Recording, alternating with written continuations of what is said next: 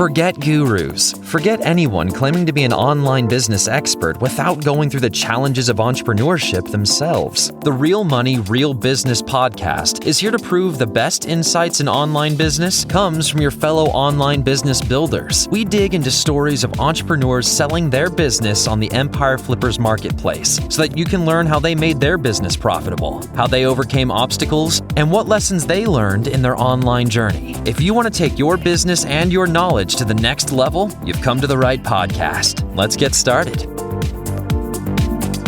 Hello everyone, Craig here with another great business to discuss in this episode of the Real Money, Real Business podcast. Today's guest is Larry, and he's selling his Amazon FBA, e-commerce and wholesale business on the Empire Flippers marketplace. So welcome to the show, Larry. How are you doing today?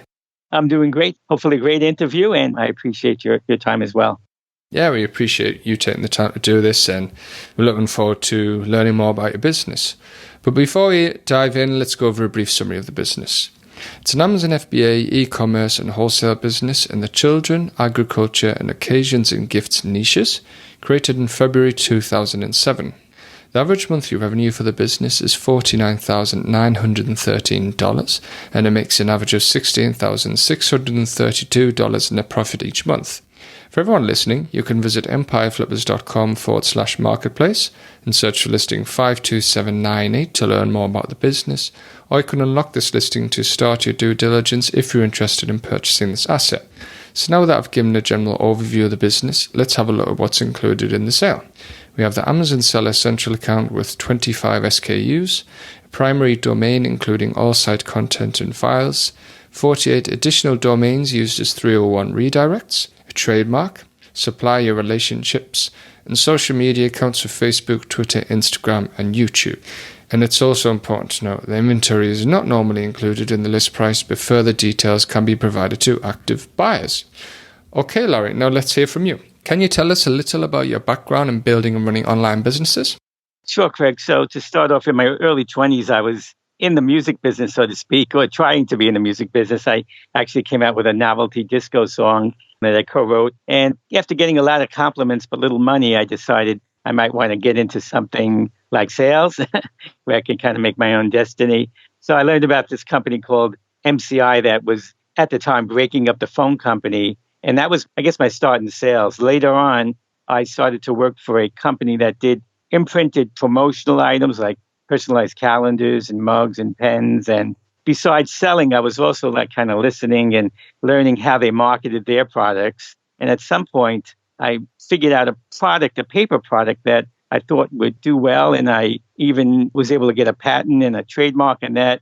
And I formed my first company at the time. So I think basically my creative experiences gave me the confidence and the know-how to take a chance on this business venture that I started with my brother years ago. And I'm really glad I did. I even used my songwriting skills to write a song about this current product that we're selling. Excellent. Well, I'd ask you to sing the song, but I wouldn't want you to embarrass you. But is this the first online business you've created then, the one that we have for sale today? This is the first online business that I did with Amazon. The paper product that I got a patent on, we kind of wanted to take it to another level. And at the time, I didn't have the confidence to kind of do things on my own. My partners, they have their full-time jobs, and it kind of, at that time, I kind of just stayed in the sales route and kind of put that on the back burner. But yeah, so this is definitely the first big project, a business that I did that started, like I said, about 14 years ago. Okay, excellent stuff. So how did you sort of transition to this business? Where did you get the idea for the products and the niches that you're in? And how come you started transition to Amazon as well? Great question. So my brother and I were always intrigued how products such as the pet rock or the sea monkeys were being marketed. It's just fascinating. And when I was about 10 years old, my other brother showed me this wonder of nature that I never forgot. And he gave me the idea for a product name. At least I called the product by what he showed me, a name.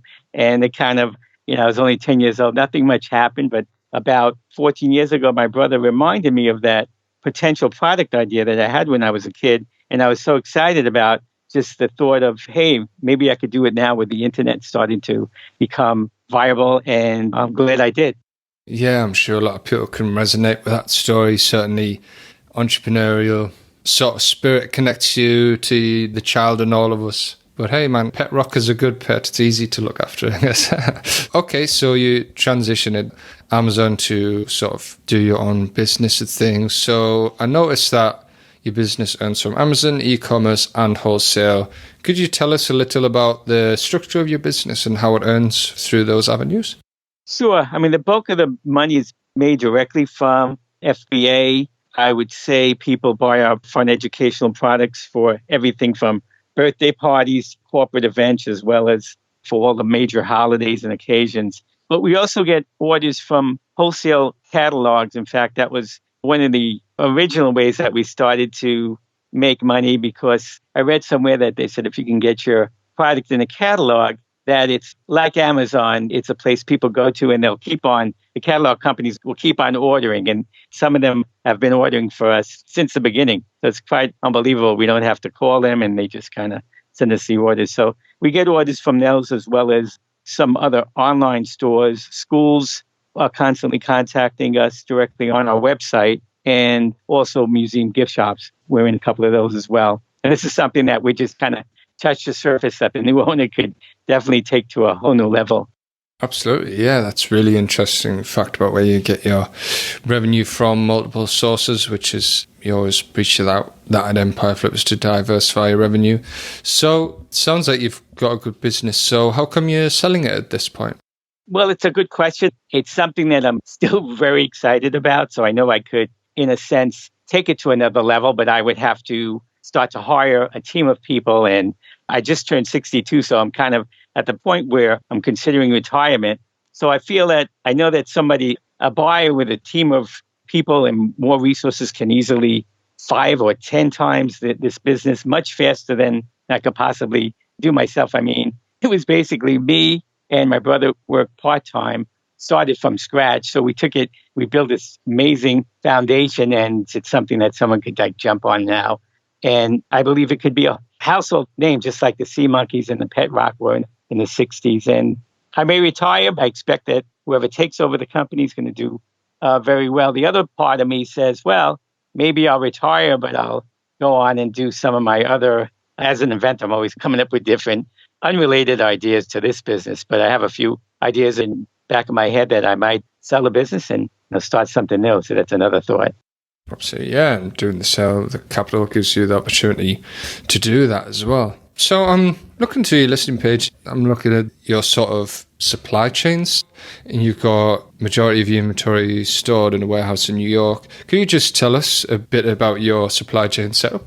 Sure. So initially we were doing pretty much everything by hand. We would literally do things in the house, I guess, like most businesses start on the table, on someone's table. But eventually we, as they said, when we spoke to your company, they said things have to be more automated, maybe get more like a factory involved and things and such like that. So we get our supplies from different places, and basically we have them all stored at a local factory, and they pretty much put everything together as needed, and we send them the information needed to send to Amazon on a needed basis. So, whenever Amazon says, hey, send in more stuff, we have this company make more and send them to Amazon. It's pretty much how it goes. We have great relationships with all of these suppliers, which is, I think, a big plus. If I needed something faster than normally, they usually are able to come through.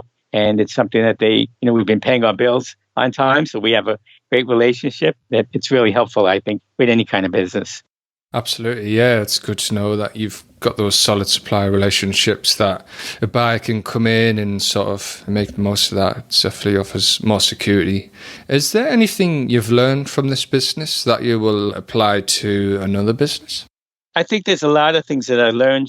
Basically, I would use all my marketing skills. I know one thing for sure, that a product has to have a great name. I think our product has what I call it factor, but the what is it factor. When people, they hear the name, they say like, what is that? And they want to learn more. And I found that starts the sales process. Once they kind of get hooked on, they're looking at the website or where they're looking at Amazon and they come across our product via a search, it kind of gets them hooked. They want to learn more about it. So that's the biggest thing that I would, whether I start another business or I consult with anybody else, if I do any kind of consulting, that would be a big hint, a helpful hint, for anybody. Absolutely, yeah. What is it factor is certainly a good differentiator for you in the market. So, yeah, it's an interesting take on it. So, is there anything you tried with this business that didn't work out for you?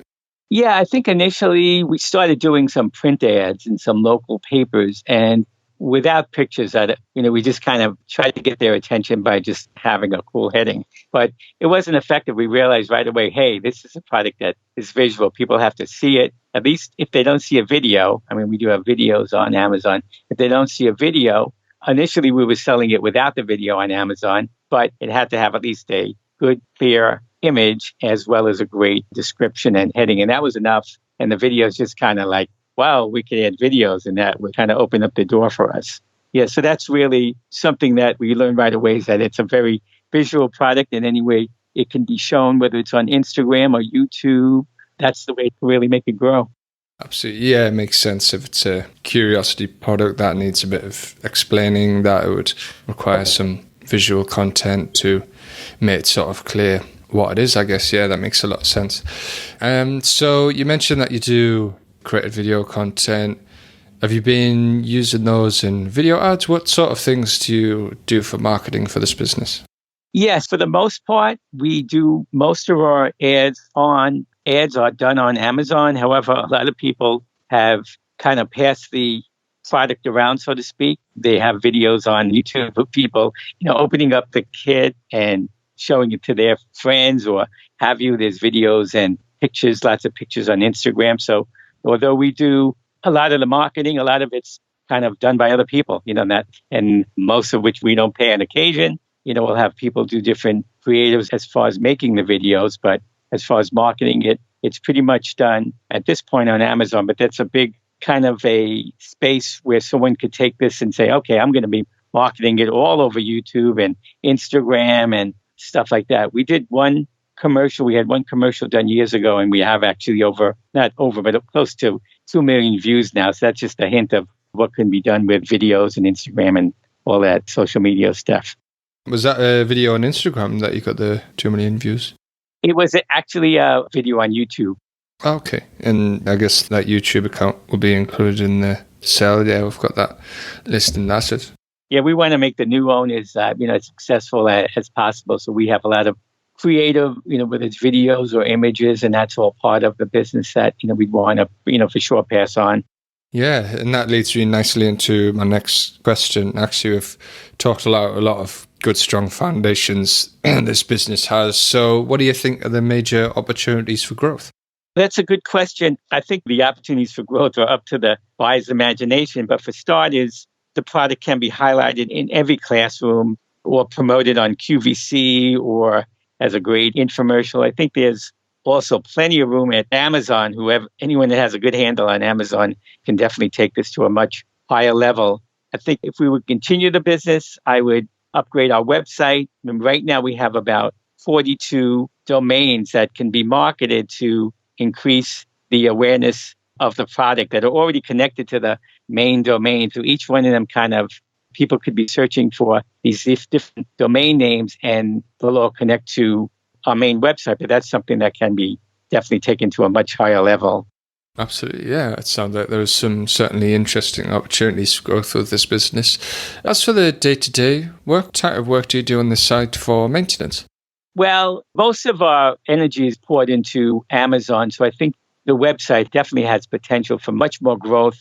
That being said, I do monitor things like the keywords that we put on Amazon that someone could take to a much higher level. That's probably the only maintenance that I do, so to speak. I mean, it pretty much runs on its own. I just make sure that the ad costs are in line with what I feel is most efficient, so to speak. Okay, yeah, that makes perfect sense. And yeah, it looks like you've got pretty good margins with the profit margins as well. So that's all good. What skills or requirements do you think there are for someone who's not familiar with this niche or business model? I don't think there's any special requirements except that first of all, we'll be glad to share, any ideas that brought us to this level with any potential buyer. But I don't think there's any special skills that need to be known about the product itself. What I think is required is just the basic knowledge of how to sell on Amazon, and that's really the product speaks for itself, and they just have to get the word out as many people as possible. Yeah, and you set those foundations in place. So, yeah, that can be certainly where a buyer starts. And what do you think are the biggest risks with this business that a buyer should be aware of, though? I guess the biggest risk is that, Amazon's constantly changing. For now, at times, we had to ship some of our products direct to customers, depending on the current storage policy of Amazon. So things like that, you got to kind of be adaptable. Say, okay, during COVID, they didn't have as much space, and now things are starting to open up. But I would say never to totally rely 100% on Amazon, and that you should be open to, selling it at other venues. One of the venues that I guess the next owner could take it to is, places such as big box stores, Walmart and things of that nature. Definitely even Walmart online is another, example of a place that they could, sell it. Absolutely, yeah. I mean, you've already set up that sort of wholesale aspect of the business in as well. So, yeah, certainly opportunities to further diversify the revenue. Excellent stuff. So, yeah, it's been an interesting business. So, to wrap up everything, putting yourself in the shoes of a buyer, why do you think this is a business worth buying? I think it's a product that will become a household name, and that it can easily grow by 5 times what we did with it, with the right kind of videos on Instagram, Facebook, YouTube. And as I said, what we market is a product that has what is it factor. People look at it and all of a sudden, we mention the trademark names and they say, what is that? What does it do? And just by mentioning the name, we're able to get attention. So it's something that is easily marketed. For example, when I first made my first sales call and I mentioned the name of the product, right away they go, what is that? So that's the kind of thing that said, okay, we have something here, because people, if I said I was selling basketballs, they wouldn't have to ask me that question, or dishes or something like that. But they right away say, oh my God, what is that? And so it kind of opens the door to selling the product very easily. Absolutely, yeah, that makes total sense. So regarding the sale of this business, would you commit to a non-compete? Yeah, I mean, it's not it. I want to do the opposite. I mean, I want to give the new owners, I want them to be as successful as possible. So I'm in no way going to compete. I'll be doing, like I said, if I do another business, it's going to be completely something different in this area. Yeah, so we want to make the new owners as successful as possible. And how much support are you willing to offer buyers? Are you going for the standard 30 days of email and Skype support? That's probably enough, but we're willing to do double that. I mean, I want to make sure that whoever takes over, has all the tools that they need to run with it. It's not that complicated, but I want to make sure that we're not missing anything, any kind of secrets that we do. And I want to give them as much time. It's probably, I would give them 60 days of support versus the typical 30 days of support. Make sure that they're aware of any, benefits that they may not notice right away, or any selling points. Any advice that I can give them at all, basically. Excellent. Yeah, I'm sure, but I really appreciate that extra support. And are you open to negotiating something like an earnout? Honestly, I like to keep things as simple as possible. I think earnouts tend to make things, more complicated. The simpler the contract, the easier it is to get a signed deal. I think that the trends in our field is growing each year, and I see a fairly low risk to the buyer. I expect our products, in a nutshell, I expect our products to be a household name. Yeah, that makes total sense. Is there anything else you'd like to share that I might have missed? Well, I just think that this is a product that everybody's going to want to take into their own house, and it's something that excites people of all ages. And it's something that, like I said, we started as kind of like a little dream as a kid to be able to work with this product, and I'm still excited about it. Brilliant. Well, thank you very much for your time, Laurie. It's been great talking to you. Thank you so much, Craig. All right, everyone. Thanks for listening. To learn more if this listing has already been sold, head over to empireflippers.com/marketplace and search for listing 52798. If you're watching this on YouTube, click the link in the description to go straight to the listing. Once you've unlocked this listing, you'll be given everything you need to know about this business. So until next time, enjoy your digital journey.